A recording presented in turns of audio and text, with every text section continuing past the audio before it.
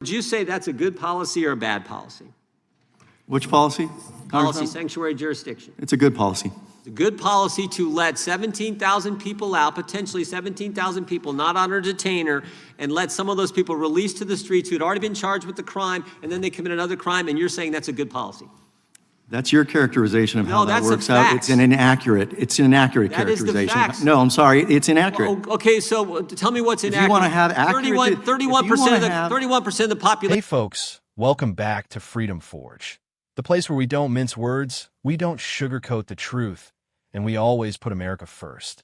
If you care about securing our borders, upholding the rule of law, and protecting American communities, make sure you smash that like button, subscribe, and ring the bell so you never miss an update. Today, we're going deep on a Senate hearing that lays bare the insanity of sanctuary jurisdictions, the shocking costs of illegal immigration in our schools, and how the left is actively undermining federal law while American taxpayers foot the bill. The committee, Mr. Jordan. Thank you, Mr. Chairman. Mr. Rogers, what percentage, any idea what percentage of the United States population lives in a sanctuary jurisdiction? That's a good question. I don't have that numbers, but it's far too high. It should be zero. Yeah, it should be zero, but it's like 31.5%. 18 cities, 11 states, 3 counties, and the District of Columbia. And because these are big blue cities, big blue states, again, almost a third of the population lives in a jurisdiction where, and correct me if I'm wrong, but where local left-wing political leaders tell local law enforcement not to work with federal law enforcement when it comes to enforcing federal law. Is that your understanding of sanctuary jurisdiction? Correct, yeah. And is that literally one of the dumbest things you've ever heard? Yes, and it's against federal law as well because it's No a crime to kidding, shield but aliens. in a third of the country that goes on. And last year alone, we just marked this bill up 2 weeks ago. Last year alone, 2025, 17,864 times, ICE would file a detainer with a local jail, local detention center, where there's a person who's in the country illegally and been charged with the crime, and ICE would send a detainer notice saying, hey, if you're gonna let this guy out, give us a call. And 17,864 times in 2025, local law enforcement, because left-wing politicians told them to, would not work with federal law enforcement and many times release these people to the streets. Again, I'd ask you, is that a crazy policy or what? It's absolutely crazy, and it's totally counterproductive for everybody, illegal immigrants and legal immigrants who live in those communities. And would you be surprised to learn that several of those people who were released then went out and caused harm, did some crime against some other American, or maybe some other migrant, who knows, but committed some crime after they've been released when they could have been turned over to federal law enforcement? It's not surprising, it's totally predictable, and it's a tragedy for each of those people. Totally predictable. Mr. Steins, would you say that's a good policy or a bad policy? Which policy? Policy, sanctuary jurisdiction. It's a good policy. It's a good policy to let 17,000 people out, potentially 17,000 people not on a detainer, and let some of those people released to the streets who had already been charged with the crime, and then they commit another crime, and you're saying that's a good policy? That's your characterization of how that works out. Facts. It's an inaccurate That is the characterization. facts. No, I'm sorry, it's inaccurate. Well, okay, so tell me what's inaccurate. If you want to have accurate, 31% of the population lives in the sanctuary jurisdiction. Is that inaccurate? I don't know. I'll take your word on that. Okay. I don't know. So that's not inaccurate. What about this? 17,864 times a detainer was not honored last year by local law enforcement when ICE issued a detainer. Again, I have no idea, Congressman. I came here to talk about Plyler versus Doe, and I can absolutely guarantee you there has never been a detainer issued against a student enrolled in public education as a result of Plyler. I'll get to the student But the issue. hearing is about Plyler. So I don't have an answer to your question about whether the data you have is accurate related to something completely unrelated. Let's suspend. It is the gentleman's time to ask the questions. The witness can respond to the questions, but we're not going to talk over each other. Mr. O'Brien, to get to Plyler, there's a cost associated with this, right? With this decision. Yes, there is. Significant. I mean, I think the court said way back in 1982, the number of illegal aliens in public schools was small, and there was, quote, no evidence in record suggesting that illegal entrants impose any significant burden on the state's economy. That was the ruling back in 82, but things have changed a little bit since then, haven't they? They've changed drastically, and the estimated combined cost to the taxpayers, federal, state, and local, is somewhere in the neighborhood of $80 billion with a B. And it was particularly exacerbated the previous 4 years in the last administration. Is that accurate? Yes, by a significant margin. 8 to 10 million people coming into the country in a 4-year time frame. Many of those were students. I remember the Biden administration lost track of hundreds of thousands of those students. Is that right? About 300,000, that's correct. Yeah. So there's certainly a cost associated with that. That's what this hearing's about as well. Yeah. Let me ask one other question here, and then maybe I'll yield a few seconds to my good friend from Texas. Is Thomas Paine an undocumented immigrant or a founding father, Mr. Rogers? I'm just curious. He's a founding father, and he's not an undocumented immigrant. Yeah. Mr. O'Brien? He was a citizen of the UK who went to another territory of the UK, so it was like moving from Massachusetts to New Hampshire. Yeah. Ms. Drogan, I just was curious if you thought he was an undocumented immigrant or a founding father. He's a founding father. And what about you, Mr. Sines? What are you going to say to that question? I'd say the terms don't apply back when Tom Paine was alive. So it is true, he was undocumented. But that really wasn't a category of any concern. Was he a founding in the 18th father? Century. He's both. Come on, founding father. Come on, it's common sense, pun intended. Was he a founding father? Of course he was. All right. God bless you. I will yield. Well, sorry, Mr. Gill, I ran out of time. I appreciate the chairman. I will now recognize the ranking member for UC request. Mr. Chairman, don't leave yet. I have a question for you. If you Mr. Gold, hold on. I'm going to recognize the ranking member for UC. I can hold the UC. And Mr. Goldman, I do have to do an interview. I was like, I do. You know, So what's this hearing all about? We're looking at a fiery exchange led by Representative Jim Jordan, drilling down into the real impacts of sanctuary policies.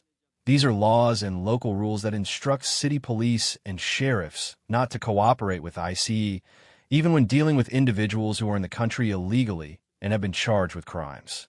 We're also touching on the Supreme Court's Plyler versus Doe decision, which says that illegal immigrant children are entitled to go to public schools, no matter their status. The discussion exposes just how bad the numbers have gotten and the jaw-dropping costs every single taxpayer is shouldering as a direct result. Let's break down what went down in this hearing and talk about why it should make every American's blood boil. First, Congressman Jordan comes out swinging. He puts the facts on the table. According to his team's research, this is not a small number. Over 31% of the entire U.S. population currently lives in a so-called sanctuary jurisdiction. That's not just a couple of cities on the coasts. We're talking 18 cities, 11 full states, 3 counties, plus the District of Columbia. That means that almost a third of Americans are living in places where their city or state leaders have decided not to work with federal immigration enforcement, even when serious crimes have been committed. Now, I want you to really think about that for a second. Almost 1 in 3 Americans lives in a place where local politicians, almost always on the far left, are telling police to ignore federal law. This isn't some difference of opinion on policy. This is direct disobedience to the law of the land, and it makes the country less safe for everyone, citizens, legal immigrants, even other migrants. Jordan calls it literally one of the dumbest things he's ever heard. Is he exaggerating? As a patriot, I don't think so. Let's look at why. In 2025 alone, you see, the folks charged with removing dangerous illegal immigrants from our streets filed 17,864 detainer requests with local jails or detention centers. That's when someone's been arrested, charged with a crime, and ICE is requesting the chance to take custody when the person's released. Instead of handing those individuals over to federal authorities, these sanctuary cities and states simply refuse. They let them go. Over 17,000 times in 1 year.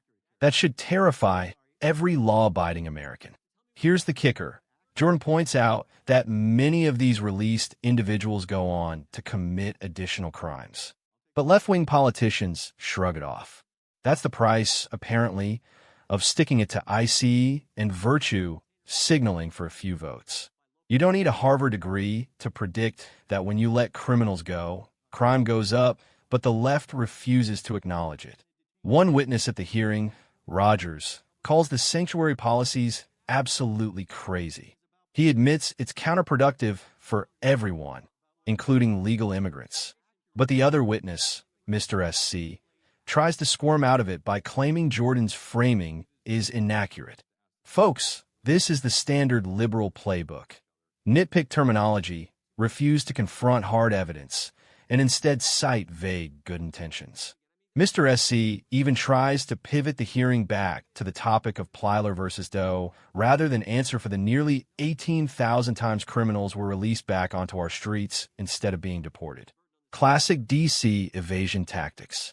Let's not forget, the Supreme Court's Plyler versus Doe decision back in 1982 declared that illegal immigrant children must be provided public education at taxpayer expense. The court reasoned back then that the numbers were fairly small and there wasn't significant burden on the state's economy. Fast forward to today, and it's a whole new ballgame. One witness estimates that the combined federal, state, and local cost for educating illegal immigrants is now in the neighborhood of $80 billion. Yes, with AB. That dwarfs what anyone could have imagined 40 years ago and directly contradicts the original rationale for Plyler. Think of what we could do with $80 billion for Americans. Fix our schools, rebuild infrastructure, support veterans, you name it. Instead, it's being poured into a system that openly defies the concept of national sovereignty. Jordan doesn't let the witnesses off the hook either. He brings up that the current administration has lost track of some 300,000 migrant children. 300,000. That's not a typo. These aren't numbers pulled from thin air. These are admissions based on federal records. How can any serious person still claim this system works or is compassionate? It's chaos. When our government can't even track hundreds of thousands of kids, how can it guarantee the safety of our communities or our children's schools? And, as only Jim Jordan can do, he ends with a sharp rhetorical question.